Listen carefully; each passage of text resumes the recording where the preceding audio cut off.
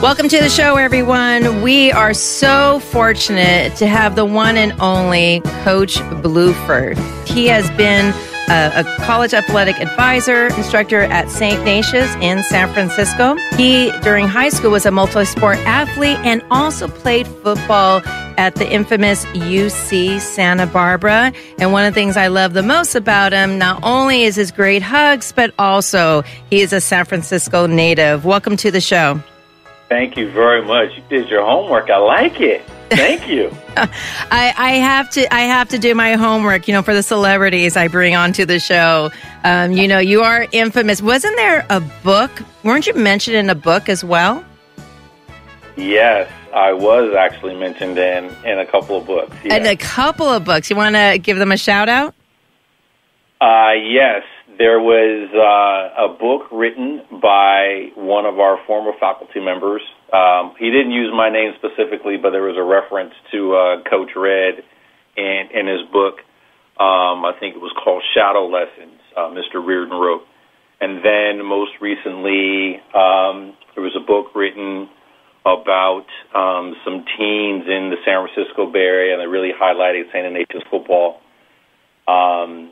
And that was, I want to say 4 or 5 years ago. So I've been lucky and blessed at the same time.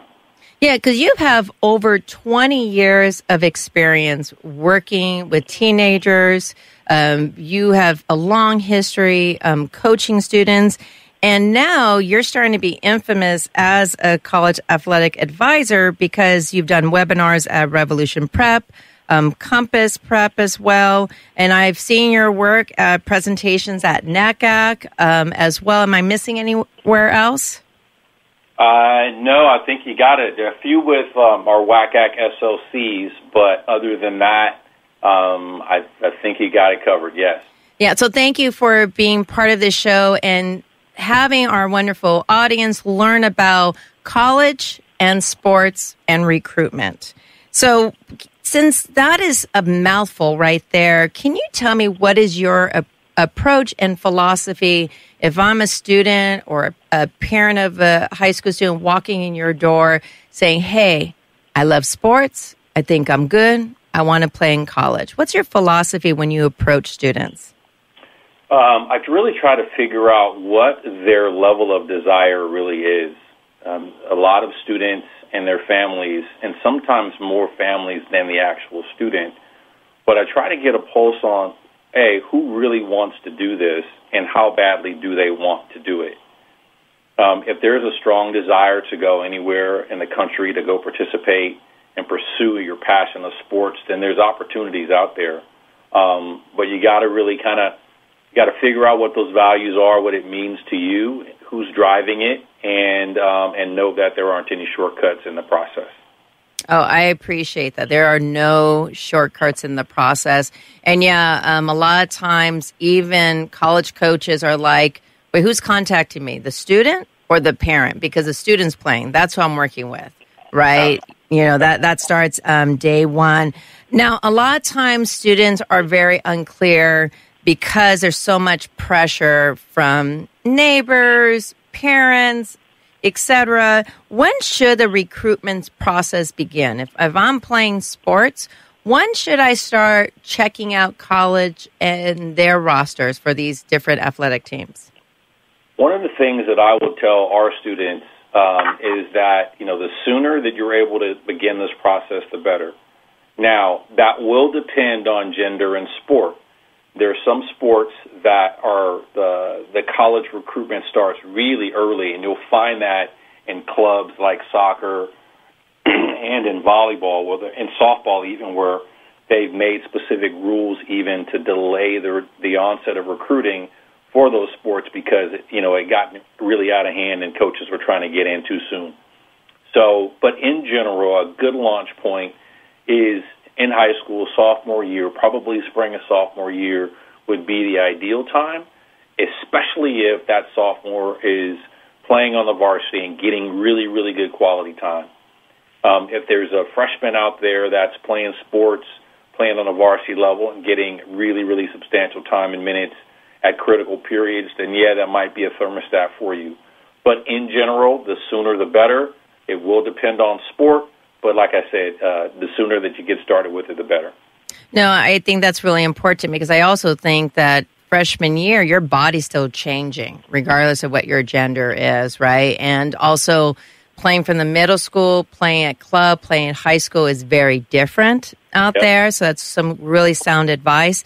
Now, I was one of those high school athletes that started later. So what if I'm later on and all of a sudden I'm on the varsity team? Does that mean there's no hope if I start, let's say, a spring sport my junior year or even a fall sport my varsity year, during senior year? You know, the optimism is there are more than 1,600 colleges in the country. So things that will influence your acceptance to those colleges, I mean, I would clearly defer to you, but we know the GPA and test scores are going to influence that. And obviously your network and your ability to scholarship outside of the area of sports. But for those kids who are starting sport late into junior year, early senior year, there is a place. Again, the question is how strong is that desire, and to know that there really aren't any shortcuts. Will you be at the top of recruiting lists starting in late junior year and beginning of senior year? Yes, you will be in a late category, but it does not mean that there aren't any options out there, because there is a trickle-down effect, and there are opportunities. Again, there's 1,600 colleges depending on the sport that you're interested in. No, and I love that you point that out, because a lot of times students, whether you're a sophomore or a senior, will focus on one or two colleges. And one thing I've heard over and over from the NCAA and other organization is have a big fishnet out there, right? Right? Yeah. Right. Can you explain why I should narrow my choices? And this is saying that they haven't chose you yet, meaning no one has contacted you, no one asked you to fly in. Why should I have such a big net of colleges in the beginning of this recruitment process? Yeah, we would certainly suggest that for anyone at any level, whether it's at our school, at any high school in the country, and student athletes just getting interested in sports. The bigger the net in the beginning, the better, because it increases the possibilities of being recruited. It also exposes those student athletes to different formats and approach that colleges will use to recruit student athletes. Yes, you have to have talent. Yes, you have to have GPAs and test scores that match the academic institutions. But the more of those you have in your hand, or the opportunities to, the better, because not everything shakes out as does for those kids that we see most of the time in the ESPN Top 100, right, or the ESPN Top 300. Most students are not in that category, so they want more options, and that's the name of the game, whether it's in athletics or on the academic side. You want to have more options, so that way you can be a bit more deliberate about selecting the best fit for the student athlete, for with a level of competition as well as academic interest. So isn't it true that only about 10% of students nationwide actually get recruited from a college? It's actually lower than that, yeah. So it's lower than that. And I know only 1% actually play professionally who do play in college. Yeah, you're looking at about 2% of each class will get Division I scholarships. Got it. And two, that percentage grows, and then, we can talk about Division III opportunities a little bit later. But again, you want to have more options, so that way you are you're in the driver's seat, and you're owning the process of recruiting, and it's not waiting for one person to tell you, or you feeling like, I'm lucky enough to go. You want to drive the process as best you can, so creating more options early would do that. Now, you mentioned about division. So for some people just starting this process, can you explain to our audience what is NCAA and the difference between Division I, II, and III? There's also this NAIA, club, and varsity sports. What's the difference between all those things, and which one should I look at and which one should I not look at? Good question. There are NCAA, there's the NCAA, there is the NAIA, there's the NJCCA, and there are post-grad opportunities. So there's about 4 or 5 options for students who are interested in pursuing college sports. The NCAA has the largest number of schools and is the one that has the most exposure. And the ones that we really see on television are the top 5, the best and the biggest conferences in the United States, because they're well-funded, they get the most highlights, and they get some really, really elite athletics.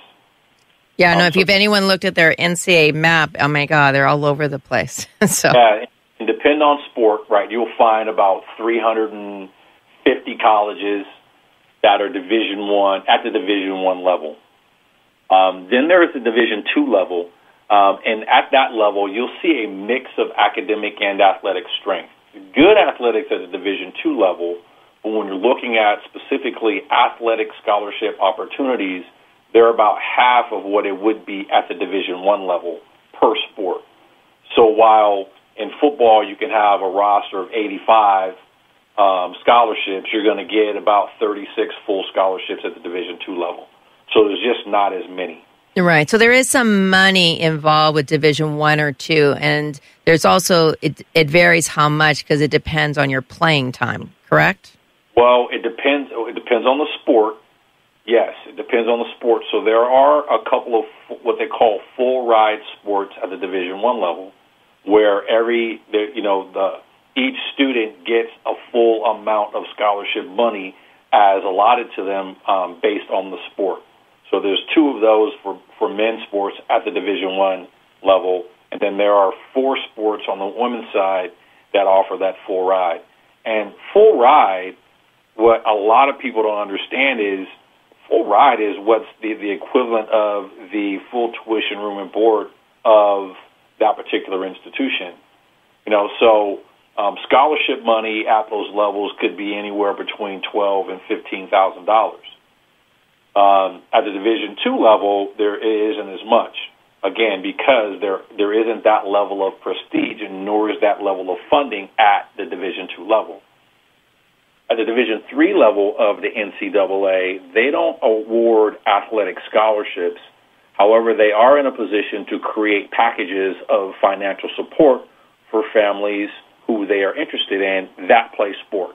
And who needs that money? They have to demonstrate that need. They don't have they can't give money to a kid in Division III if they have 3 houses in Tahoe, right? Right. That's true. But what they will do is they will figure out a package for them with this understanding, the understanding that we find that this particular student athlete will bring value to our school in this said area. So we're going to create some academic or some merit or talent opportunities that will give this particular student a break in their tuition as long as they participate at our school in this area. So there are some opportunities like that at the Division III level for student athletes. And then, again, you're looking at, and that average award, believe it or not, is greater than it is at the Division I level. But that you also find that at the Division III level, those colleges are $10,000 to $20,000 more expensive. Yeah, no, definitely. Yeah, and then also, I think all these different schools, the level of competition is also different, like how much traveling time. A Division I school, you're traveling across the country. In some NAIA schools or Division III, definitely, varsity sports, you're competing more regionally. So that makes a big impact academically, correct? Absolutely. And so it makes a big impact in 2 places. Certainly on the academic side, because, you look at your travel time and what that means for the students who have to miss classes and how quickly they can get back to classes. And then obviously on the athletic side, having the budget to pack a team to travel wherever they need to travel for that competition. So, especially at the Division III level, you're going to see more regional and local stuff. The number of states that a college may have to travel, they may have a cap on the number of miles. Whereas at the Power 5, the really big conferences of the Division I level, that budget is a bit deeper, and they can kind of get out and travel wherever they need to. Okay.